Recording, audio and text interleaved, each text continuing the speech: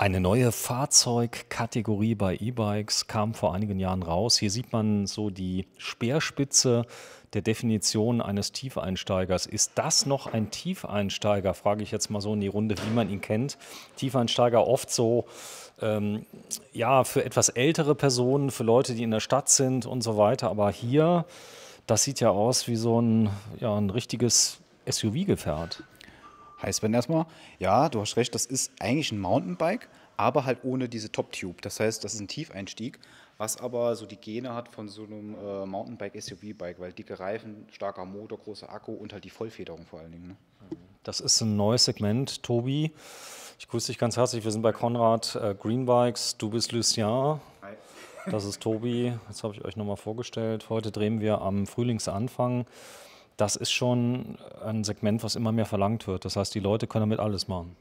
Genau, also das ist so ein Segment, wie du schon gesagt hast, seit dem letzten Jahr wird es immer stärker und viele Hersteller springen jetzt auch drauf auf. Ist wirklich ein Rad für jeden Zweck. Also du kannst damit auch mal einen kleinen Single-Trail fahren. Ich habe es ausprobiert. Das funktioniert mit dem Teil. Du kannst aber auch ganz bequem an der Mosel entlang fahren. Ist für alle Zwecke gerüstet und gerade in der Ausstattung, wie wir es jetzt hier haben, mit Gepäckträger, mit Beleuchtung, mit Schutzblechen, kannst du halt auch wirklich ganz normal im Alltag benutzen. Ne? Hier sieht man auch sehr schön die Integration des neuen Bosch-Systems. Das Display ist ja optional und das ist komplett drahtlos. Genau, das ist das neue Intuvia, Intuvia 100, das per Bluetooth mit der Remote, also dem linken Bedienteil verbunden ist. Kannst du weglassen, wie du schon gesagt hast. Also die Remote ist quasi die Intelligenz von dem System und die Displays sind optional. Kann man natürlich auch durchtauschen, wenn man dann lieber das Kiox 300 möchte oder den Smartphone Grip, das wird auch funktionieren. Das würde gehen. Also das Ganze ist drahtlos, der erkennt automatisch, glaube ich, wenn es losgeht, die Erschütterungen und schaltet sich dann zu. Angeblich soll die Batterie, die da drin sind, oder Akkubatterie, was ist da drin? Akku? Da ist tatsächlich eine Batterie drin, aber die hält ziemlich lange. Also Wie lange, was sagt Bosch? Bosch sagt Minimum 2 Jahre, geplant sind glaube ich 6, also da dürfte eigentlich nichts dazwischen kommen. Man kann die selber tauschen? Die kannst du selber tauschen und wie gesagt, wenn die mal leer ist, kannst du trotzdem noch mit dem Rad fahren. Die kann man hier raus. Ach da ist die Batterie drin. Das ist halt eine so Also warte mal, CR genau 2450. 2450. Die hat jetzt nicht jeder in seiner Schublade. Doch, drin. ich habe die. Ja, passt. Das heißt, die kannst du koppeln. Hat die einen Diebstahlschutz eigentlich, das Display? Du könntest das Display festschrauben, ist aber ehrlicherweise, wenn man es drauf anlegt, dann trotzdem relativ leicht abzubekommen. Wer sicher gehen will, nimmt es mit. Okay, also das kann ich leicht abnehmen. Wenn du es gerade nochmal abnimmst, dass man einmal nochmal sieht, man dreht es und dann? Genau, du drehst es hier, ist anders wie beim Kiox 300, wo Also ein man Bajonett. diesen Schnepper hat, ne? Weil hier drehst du es halt einfach, genau. Und dann hast du das Display. Es gibt da keine Verbindung mehr, das ist komplett drahtlos. Genau, das ist, wie wir schon eben gesagt haben, Bluetooth. Ist die Latenz schnell? Das heißt also, wenn du fährst oder zeigst du erst 5 Sekunden später die... Nee, das ist super schnell. Also das hat mich auch beeindruckt. Das geht direkt eigentlich. Ne? Also Bluetooth ist 1:1. ich denke, da sind schon eine Millisekunde dazwischen, aber fast 1:1, ja. Ja, mach's nochmal drauf, bitte. Ja, erzähl. Wenn du gerade drauf zeigst, interessant halt ist, wir hatten ja letztes Jahr das Rad auch schon hier gehabt, ne? Haben ja auch viele Leute interessant gefunden, das Colina. Das ist quasi das baugleiche Rad, nur dass wir hier einen Ticken bessere Ausstattung haben, weil wir hier 4 Kolbenbremse haben. Ne? Vier Kolben vorne und hinten. Also das hier heißt ja Morrison Sub 5.0 FS. Morrison, wer es nicht kennt, Schwesterfirma von Falter, ist so eine Großhandels, wie sagt man uns, die Verbandsmarke, eine Hausmarke von uns. Ne? Also ein schönes Rad vom Verband zusammengestellt. Da sind ja ganz viele Fahrradhändler in dem Verband und die bestellen das dann. Alt, genau, fast 1000. Und man muss dazu sagen, das Rad kommt auch von einem namhaften großen Hersteller. Mehr will ich da jetzt nicht dazu sagen, aber das ist jetzt nicht irgendeine... Wo wird das zusammengeschraubt? Das wird in Deutschland assembliert. Rahmen kommt dann auch aus Asien. Aber die ganzen Bauteile, die Ohren dann halt hier von Shimano. Kommt ja eh alles aus Asien. Genau. Also das heißt, ich habe eine Shimano Deore drauf, eine Top-Schaltung. Wie viele Gänge? 11? 11 Gänge, ja. Ich habe jetzt gerade nachgezählt, Tobi nickt. Und mit der kannst du halt schon, es hat die 463 Bandbreite Spreizung, also mit dem kannst du schon gut den Berg hochfahren, vor allen Dingen in Kombination mit dem CX halt. Ne? Da ist ein Bosch vom Da ist CX. der Bosch CX drin in der Smart-Version, das siehst du hier. Was ist die Smart-Version? Achso, die Best Ich habe dann 3. einfach nur hier genau diesen Pfeil, das ist so dieses Cover, aber das ist einfach nur, dass es Best 3 System ist. Ne? Genau, dass es halt die Anschlüsse ist, dass du hier einen Kiox 300. Also nochmal zur Erklärung, es gibt den Bosch-Motor, den gleichen Motor, auch fest verdrahtet. Das hier ist so ein Bussystem, das untereinander spricht. Du hast einen Eingang, einen Ausgang. Genau, du hast hier diese Anschlüsse, wo ganz anders da sind. Ne? Und dann kannst du Plug and Play mit den Displays machen. Es wird auch ganz viele Displays geben.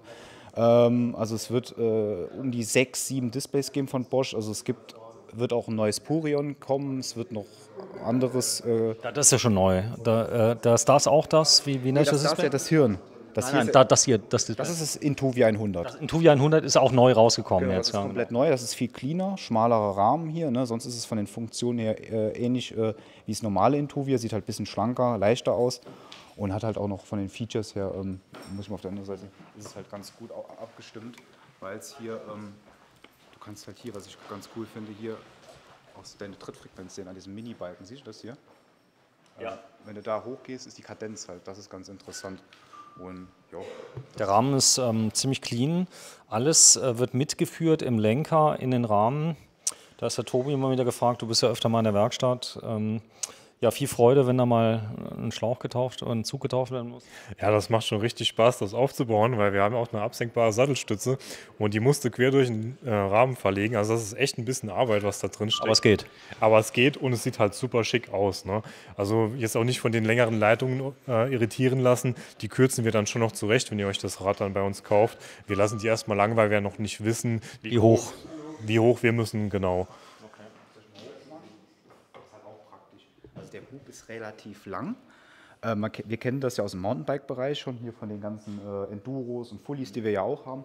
Und die haben das ja quasi, um mehr Bodenkontakt mit dem Fuß zu bekommen, wenn es ein bisschen rougher wird. Was ich cool finde, ist der Sattel, der ist so breit, dass die Beckenknochen auch wirklich Platz finden.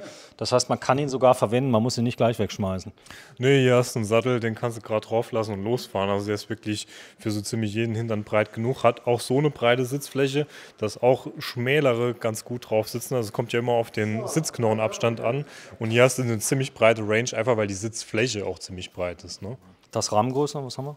Hier haben wir Rahmengröße M, also 50.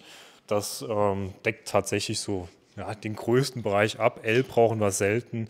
S ist auch tatsächlich, da musst du schon unter 1,72 sein, dass das dann. Das hat einen noch einen schönen Griff. Ne? Das ist auch Griff. wichtig, ne? Wo ist ein Griff? Ja, schon letztes Jahr so schön gesagt, den Griff kann man holen, um das Rad wegzuwerfen. Ne? Zum Wegschmeißen.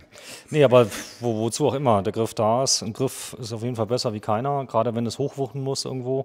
Was wiegt der Haufen? Da sind wir so ungefähr bei 27 Kilo. Und das wirst du im E-Bike-Bereich mit dem großen Motor, mit großer Batterie, vor allem Batterie ist nochmal 6,25, nee 57. 6,25 und gerade dann noch mit Dämpferelementen, da wirst du auch nicht drunter landen. So, jetzt können wir uns das Ganze mal anschauen. Was ziemlich cool ist diese geniale Fully-Konstruktion, die du hier hast. Das ist ja jetzt kein Horstlink, der da drin ist, sondern ganz anders. Also ist alles seitenverkehrt. Ja, ist ein bisschen ungewohnt, wenn man es zum ersten Mal sieht. Der Dämpfer ist ja auch ganz versteckt unterm Sitzrohr. Aber mit der Umlenkfunktion funktioniert es auch wunderbar. Und wir haben unseren ganz normalen Federweg.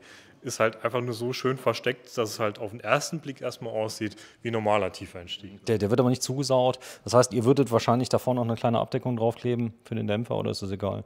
Würde ich tatsächlich nicht machen. Also der ist robust genug, dass dem ein bisschen Schlamm jetzt nichts ausmacht. So, verstehe. So, mal bitte runternehmen das Rad. Das wir mal gucken, 30 Kilo. Lucien hat ein Nutella-Brot gefrühstückt. Packt er. Wenn du mal gerade einfederst, Lucien, mach mal bitte, dass wir mal sehen, wie das funktioniert. Achso, aber das heißt, es geht nur ein bisschen runter, aber ein Fully mit Gepäckträger ist schon selten. Hast du nicht so oft, oder? Ist schon relativ selten noch, kommt aber immer mehr, weil es halt auch super bequem ist. Ne? Das ist richtig toll. Steig mal auf. M ist deine Größe? Ja, mal gucken, wie. Gut, Bosch Performance CX, stärkster Motor, 85 Newtonmeter. Cool finde ich beim Bosch dieser Automatikmodus. Wie ist der Name? Das wäre der Sportmodus bzw. der EMTB, je nachdem, wie man sich einstellt. Mittlerweile kannst du dir auch den Tour Plus installieren. Das ist dann so ein bisschen die seichtere Version, sage ich mal, von einem EMTB. Also der hat dann auch die komplette Range, unterstützt dich nur nicht so stark. Also das lässt sich jetzt ja mit dem neuen System ganz individuell auch einstellen. Ja, das ist ziemlich cool. Du kannst sogar die Gesamtmotorleistung beschränken. Du kannst, glaube ich, runtergehen. Es geht noch weniger wie 75 oder Maximum? Gedrosselt haben wir den tatsächlich noch nicht bisher. Ich glaube, du kannst sogar noch auf 60 runtergehen. Auf 60 runtergehen. Das heißt, das erhöht die Reichweite der Bosch. Richtig starker Motor. Und das Ganze kann man jetzt selber einstellen, denn dieser Motor hat eingebaut direkt ein Bluetooth-Kit. Das war vorher optional. Genau, also du kannst jetzt mit der Flow-App von Bosch kannst du dich mit dem Handy verbinden. Da bekommst du dann auch deine ganzen Fahrdaten angezeigt, kannst die Unterstützungsmodi anpassen und dergleichen und wirst auch mal daran erinnert, wenn du dann vielleicht doch mal langsam zur Inspektion solltest. Die Luftfederung, Luftpumpe kann man bei euch kaufen. Da wird einem auch erklärt, wie man das aufpumpt. Wenn einer gar keine Ahnung hat und keinen Bock hat, kommt am besten zu euch, macht man im Service. Genau, ist eine spezielle Pumpe, ist jetzt nicht die gleiche Pumpe wie bei den Schläuchen. Und die kann man dann einsetzen für die Gabel, die hier auch vorne Luftfedergabel Vorne auch ist. Luft. Genau, vorne auch Luftfedergabel, komplettes Luftfahrwerk. Und für den Dämpfer ist dann die gleiche Pumpe zu nutzen. Ne? So, wir können ja mal gucken, der negative Federweg beim Lucien. Wenn du mal gerade mal drauf gehst, so ein bisschen, aber es könnte ein bisschen weniger Luft drin sein, oder? Nö, ich finde es eigentlich okay. Ich glaube, er hat es halb geschlossen. Ist so offen, okay. Ja, doch, da sind wir so ein gutes Drittel drin. Da ist schon fast Passt, wenig drin. passt ein wenig drin. Also viele liegen ja auf dem Boden, weil sie zu wenig Luft im Dämpfer haben. Bei der Gabel, da ist ein bisschen zu viel Luft drin, habe ich das Gefühl bei ihm, oder? Ja, wenn die ganz offen ist, dann ist da tatsächlich ein bisschen viel drin. Können wir mal probieren. Also das stellt ihr aber ein, das muss aufs Körpergewicht eingestellt werden. Habe ich dann eine gewisse Bandbreite, habe ich dann, oder? Also jetzt habe ich ungefähr 15% habe ich hier. Ja, also ich finde, das geht passt schon noch. Könnte ein bisschen zu viel drin sein, glaube ich, aber ja. Aber es passt. Ja, also, machen mal eine kurze Probefahrt. Das ist natürlich ein endgeiles Cityrad. Das heißt, Bordsteine kannst du einfach drüber fahren, spielt keine Rolle. Wirklich so, oder? Ja, da kannst du auch über einen Radweg fahren, der nicht gepflegt ist. Also wenn da die Wurzeln über den Weg wachsen, macht dir hier gar nichts aus. Fährst einfach Ist auch drüber. Fahrsicherheit. Das heißt, das Hinterrad bleibt immer auf dem Boden. Das ist der Vorteil. Also, es hoppelt nicht. Genau, das ist ein großer Punkt tatsächlich. Wir hatten in der Familie tatsächlich vor kurzem mal einen Unfall gehabt, wo genau das passiert ist. War einfach eine Wurzel unterm Asphalt durchgewachsen auf dem Radweg. Hinterrad verspringt und dann über den Lenker abgestiegen, schlimme Verletzung gehabt. Wird es in Zukunft auch ein Fully fahren. Ne? Also, kauft euch keine Krankenversicherung, kauft euch einen Fully. Nee, Spaß beiseite. Trotzdem vorsichtig fahren. Was ich auch cool finde hier, ist die Ganganzeige. Die ist richtig gut Die gemacht. finde ich echt gut. Also es ist so, klar, ich meine, man weiß irgendwann mal, in welchem Gang man ist, aber es bricht ja auch keinem einen Zacken aus der Krone, wenn er so einen Ganganzeiger hat, oder? Genau, mal reingucken kurz und dann sieht man halt, in welchem Gang ich bin, dass ich halt nicht nur mit dem Motor den Berg hochfahre. Was ich auch besonders cool finde, was die hier gemacht haben, ist halt, ich habe einen richtig langen Vorbau, den ich auch noch verstellen kann. Das macht auch nochmal Komfort. Ne? Und der sieht doch nicht so langweilig aus. Ist so ein bisschen sehr, also schön gemacht, 4.999 Euro und 99 Cent. Hier wollt ihr aber wissen, boah, ist das so mit der Verkaufspsychologie? Wenn ich jetzt hier 5.000 hinschreiben würde, dann ist eine 5 davor, oder? Ja, da scheiden sich die Geister. Also ich bin ein großer Fan von runden Zahlen, aber die setzen sich einfach nicht durch. Ich glaube, wir müssen einen Cent abschaffen. Ja, aber selbst vom Aldi kostet das Brötchen 29 Cent. 2 Cent vielleicht mal abschaffen oder daran überlegen, aber ja, ich weiß auch nicht, diese psychologischen Preisdinger, das ist ja vom Hersteller, wo wir dann einfach übernehmen, weitergeben, aber Ja, Jobrad, klär mich auf. Das ist ein Anbieter, ein Synonym eigentlich für eine ganze Branche. Man kann dieses Fahrrad vom Bruttogehalt abziehen, also man kann es brutto für netto leasen, wenn man Arbeitnehmer ist. Das machen schon viele, oder? Ja, kommt immer mehr. Wenn du es richtig angehst und vielleicht noch die richtige Steuerklasse dafür hast, kannst du so um die 40% sparen vom Radpreis, wenn du es am Ende der Laufzeit übernimmst. Also Standardvertragsdauer ist immer 36 Monate und nach den 36 Monaten hast du halt die Option, das Rad halt rauszukaufen aus dem Leasing für 18% vom Neupreis. Da sind wir momentan. Und das ist es halt immer wert. Ne? Also wenn der Kunde es nicht nehmen würde, würden wir gefragt werden, ob wir es wollen und wir würden immer ja sagen. 18%, ja, je nachdem, wie es aussieht. Ja. Aber ich sage gezielt würde, weil wir haben den Fall tatsächlich bisher erst ein einziges Mal gehabt. Also die meisten Räder werden übernommen, einfach weil es halt so ein teures Ersparnis ist. Und selbst wenn man dann nach den 3 Jahren das Rad wechseln möchte, ja, dann verkaufst du halt privat. Ne? Also, tolles SUV-Fahrrad. Wie nennt man die Fahrzeugklasse? Ja, ich glaube, SUV ist tatsächlich das, was ich jetzt auch dazu sagen würde. Es ist halt ein Trekking-Fully. Ja. So, hier ist es. Morrison Sub 5.0 FS und wir drehen heute am 21. März 2023. Nimm mal das Vorderrad bitte weg. Wir haben einen kleinen Werbeteppich hingelegt. Das ist vielleicht gar nicht schlecht. Wir sind in welcher Stadt? Wir sind Kaiserslautern und zwar genauer in der Glockenstraße 4. So, Kaiserslautern, für alle, die es nicht kennen, wo liegt das ungefähr? Ja, das liegt dort, wo das Stadion so laut ist, im Zentrum von der Westpfalz. In welchem seid ihr jetzt? In welcher Liga? In der 2. Zweite Bundesliga wieder. War ja nicht immer so, oder? War nicht immer so, aber läuft ganz gut momentan. Tendenziell Platz, wo steht ihr? Ja, ich denke mal, es wird so irgendwo bei 5, 6 wird es dann enden. Also Noch kein Aufstiegsplatz. Oder? knapp davor. Knapp davor. So, da sind wir in Kaiserslautern. Man muss aber kein, was ist das Name von dem Verein? Das ist der erste FCK. Erste FCK, man muss kein erster FCK-Fan sein, um hier zu kaufen. Die Öffnungszeiten bei euch? Montags bis Freitags 10 bis 18 Uhr und samstags von 10 bis 15 Uhr. Ja, nächstes Jahr, 2024, 30 Jahre Konrad. Und seit 2 Jahren, glaube ich, macht er das jetzt fest in der Hand einer neuen Generation. Der alte Konrad ist quasi in Rente gegangen, mehr oder weniger, ist ab und zu noch hier. Aber irgendwann ist mal für jeden, oder? Ja, genau. Also hat es jetzt 30 Jahre gemacht, ist auch noch also ist bei uns noch da, hier hin und wieder. Ne? Also heute ist er ja auch noch da, ich glaube jetzt ums Eck. Ne? Ist er das hier, der gerade da war? Ja, der große L. Ich habe ihn dir doch mal schon mal letztes Jahr vorgestellt. Echt? Der ist das? Ja, Michael Ganz, der große da. Ja. Der ist, wenn er gleich nochmal da ist, kannst du ja dann haut er dich wahrscheinlich. Sag mal, hier diese Ortlieb-Taschen, klär mich mal auf, wie funktioniert das? Wenn ich so eine haben möchte und anbringen? Hier drauf, welche lieber orange oder blau? Ist egal. Die Blau, ja. beide Und dann, wie werden die festgemacht? Wenn sie nicht aneinander wären, dann würde ich sie jetzt hier so dran. Die gehen direkt da dran. Ja. Du musst nichts machen. Du ziehst hier dran und dann sind die direkt offen und da klipsen sie sich direkt. Mach mal dran, bitte. Eine Die sind mal. jetzt halt zusammen, ne? Ja, nur mal zum Zeigen. Oder wir haben noch eine einzelne hier. Ich hole mal eine einzelne, die da. Da ist eine einzelne. Das heißt, du kannst sie nehmen. Ist schon sehr praktisch jetzt die Gepäckträger. Passt das immer, oder? Das passt tatsächlich auf fast jeden Gepäckträger und falls es mal nicht passt, gibt es da noch Distanzhülsen für. Also da haben wir tatsächlich immer eine Möglichkeit, die dran zu bringen. Einzelne, ne? Eine einzelne. Und dann haue ich die hier so rein. Zack, fertig. Und der Abstand, der lässt sich einstellen von den. Genau, du kannst hier auch noch das Ding hier, guck mal, so einstellen, dass das Ding nicht die ganze Zeit so rumwappert, ne, beim Fahren. Und dann kannst du den hier so. Und du ziehst einfach oben an den Griff, kannst die ganze Tasche mitnehmen. sicher, hier In Aldi, egal. Sicher? Ja. Ja. Cool. Mach noch mal drauf, bitte. Also wer da noch genauere Details wissen will, kann ja mal bei unserem Social Media Auftritt mal gucken. Da haben wir auch so manchmal Bilder und so kleine Sind die dicht? Shorts oder Reels, wo man das.